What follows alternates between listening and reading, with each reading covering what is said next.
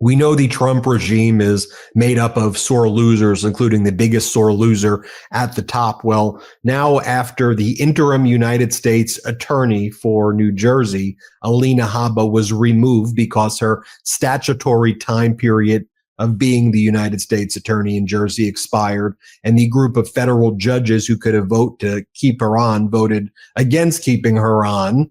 What is the Justice Department doing? Well, Pam Bondi and her deputy, Todd Blanche, have put out statements now saying that they have fired the first assistant United States attorney, who is basically put in place to be the new interim United States attorney with Alina Habba gone. So they've just destroyed the life or the career of a career prosecutor who's worked at the office since 2016. Through no fault of her own, Donald Trump appointed Alina Habba to be the interim United States attorney, someone with no experience, one of the worst lawyers in America, period. Someone who's been sanctioned over $1 million based on bringing frivolous lawsuits, somebody who we observed during the Trump trials. She didn't know how to cross-examine people. And the federal judge in the E. Jean Carroll case was like, have you ever learned how to be a lawyer? Like, do you know how to even ask questions or how to do direct exam or cross-exam? Didn't know the rules of evidence. She's shown a complete lack of judgment as the United States attorney, maliciously went after the mayor of Newark and then dismissed that case and then brought charges against a Democratic congresswoman for being at an ICE facility. I mean, the judges think that, and rightfully so, that Alina Habba is an absolute joke.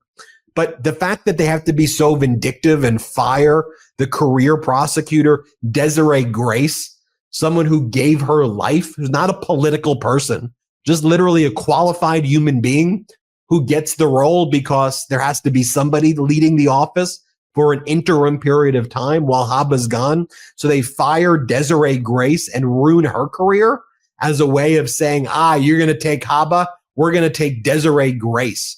That just shows you the pettiness of these people. Here's what Pam Bondi posted. United States Attorney Habba has been doing a great job in making New Jersey safe again. Nonetheless, politically minded judges refused to allow her to continue in her position, replacing Alina with the first assistant. Accordingly, the first assistant United States attorney in New Jersey has just been removed. This Department of Justice does not tolerate rogue judges, especially when they threaten the president's core Article 2 powers. Todd Blanche, Donald Trump's former criminal defense attorney, now the number 2 at the DOJ, says the district judges in New Jersey just proved that this was never about law. It was about politics. They forced out Trump's pick, United States Attorney Habba, then installed her deputy, colluding with New Jersey senators along the way. It won't work. Pursuant to the president's authority, we have removed that deputy effective immediately. This backroom vote will not override the authority of the chief executive. You had, by the way, Senator Cory Booker and Senator Andy Kim of New Jersey post, I respect the district court's decision today to exercise its authority to appoint a new United States attorney for the District of New Jersey and congratulate Desiree Grace, who has served as a prosecutor in the office since 2016 on her appointment. The people of New Jersey deserve a United States attorney who will enforce the law without fear or favor, always in pursuit of the public interest and guided by the principles of impartiality and fairness. Senator Kim wrote, I'm grateful to see that New Jersey's district court judges succeeded in appointing Desiree Grace as New Jersey's U.S. attorney. I hope to see her exercise the same judgment and reason in this new position. New Jersey deserves someone who will be thoughtful and measured. Just so you can all see Alina Habba whining about it, here's what she had to say. Let's play the clip. Well, my reaction to those comments is very simple. I believe in separation of powers. You are not allowed to influence or try to influence the judiciary and federal judges. You are not allowed to use open investigations to intimidate. You are not allowed to tell a U.S. attorney, frankly, prior that if you cross a red line, you will find out, Sean. But that is the behavior that we are seeing. It is inappropriate. It is obstruction. It is wrong. wrong. You can't do it. And the separation of powers is so important because it prevents tyranny. It's exactly what we're not supposed to see. You should not be directing federal judges to reject. I was appointed by Pam Bondi. I was nominated by President Trump. They have no business interfering with the federal bench in the state of New Jersey. And we're seeing a stall tactic with the. So let's bring in Harry Litman, former United States attorney, former top official in the Justice Department. Harry, even her whining right there, is to me disqualifying. There is a bar investigation also looking into her representation of a woman who sued one of Trump's golf courses for sexual harassment. And apparently Habba befriended this person and then acted kind of like a quasi lawyer and then got this person to settle. And then the person was like, why did I, gave tax, according to the person, gave like tax advice and the person relied on. And it was a whole big no-no right there. But, what do you think of if you're the federal judges now in Jersey and they're attacking the bench? This is just unprecedented conduct by this fascist Trump regime. Yeah, and so Habba's remarks are so telling.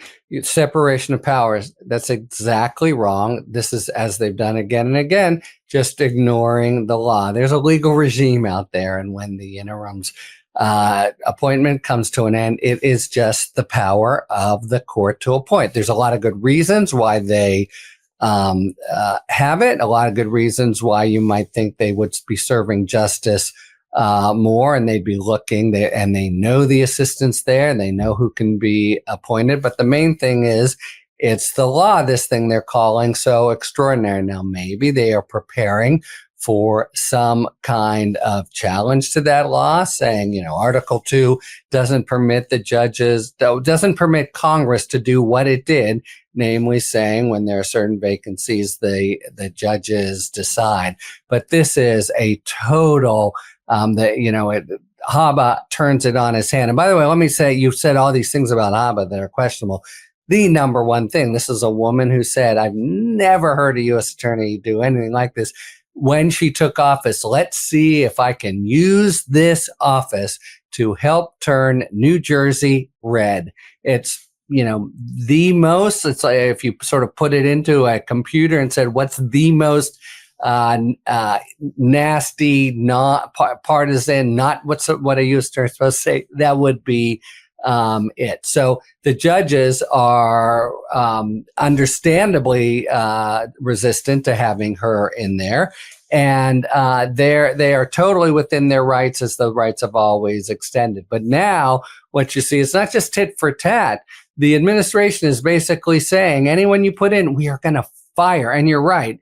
It's just, it's a total, they're doing this now, repeatedly. We just saw them do it to Maureen, Comey in the Southern District of New York, but they've never been allowed to. They're just throwing their weight around. So they're saying, whoever you put in, if we have to go to the last person in the office that you choose instead of Habba, we'll fire that person and just completely eviscerate it. So it's just a straight kind of tug of war, and no administration, in my experience, has ever done anything like it. What it really is a total resistance to and declaration of war against the legal scheme that permits judges in certain instances to appoint acting United States attorneys.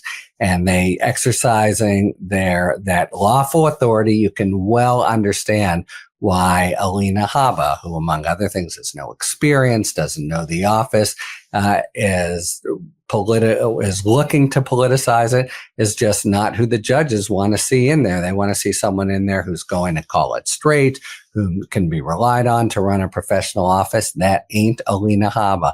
So there's just nothing unusual or surprising about what they've done. But the counter moves by the administration, just the raw brass knuckles. As you say, this woman what did she do wrong? She's just been a good career servant in that office for almost 10 years. For that reason, they just sack her just because they're in a pissing match with the judges. It's really raw. I think all of we know that Trump is trying to pull the Senate back to confirm other judges. Like Trump is now making a big push to now put in judges who look very different than his first term judges. His first term judges, by and large, you would despise their policies, not you, me, and their judicial philosophy. But you'd look back and you go, at least these people were qualified for the job, and they at least understand the separation of powers, what Alina Habba said, except actually get the separation of powers. And you wouldn't believe that they would support, January 6th insurrections or things like that. There was exceptions like Judge Eileen Cannon, who was appointed when Donald Trump was a lame duck, and a few others. But by and large, experienced people. That's why we always report a Trump-appointed judge issued an injunction against Trump. A Trump-appointed judge. Just the message, though, that this sends to the judiciary, where they're just saying, we hate, what the Trump regime is saying, we hate judges. And we're doing this to give you the middle finger. We don't like the idea of a judiciary, and we're going to be vindictive about it and ruin people's lives that we can around you judges. By the way Donald Trump would do that to judges during his cases. What was Trump's go-to playbook? That blanche countenance. Go after the judge's wife, the sons, the family members, post things about them in public so that the family gets doxxed, and then that pushes the judge away. I'll give you the final word.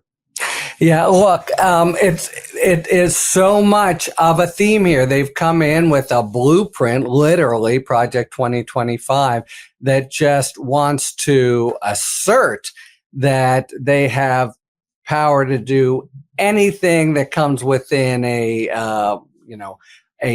whiff of the executive branch, but they are completely forgetting that, or at least people like Alina Habba, there's laws here that they're just violating. Now, they might want to put them to a test or whatever, but the nastiness, the vindictiveness, we're going to win no matter what. That kind of Trump mindset is just antithetical to what should be happening at a well-run Department of Justice. They could try to put her in, nominate, confirm, etc. She might not make it. But if she doesn't, going around the legal regime to kind of stick her in and just get involved in this no holds barred brass knuckles battle that, as you say, the immediate casualties are the best people in the office. That is just contempt for the Department of Justice and ready to subordinate it for whatever Trump wants to do to win, and now install another of his lackeys whose main claim to fame is she worked for him on the defense side. Harry Litman, Talking Feds YouTube, Talking Feds Substack, Talking Feds podcast, where you could find Harry's breakdowns. It's where I get my legal news from. You just search Talking Feds. Thanks, Harry. Hey, thank you, Ben. The truth is more important than ever. Check out our new Truth Over Lies collection at store.meidastouch.com. All 100% USA union made.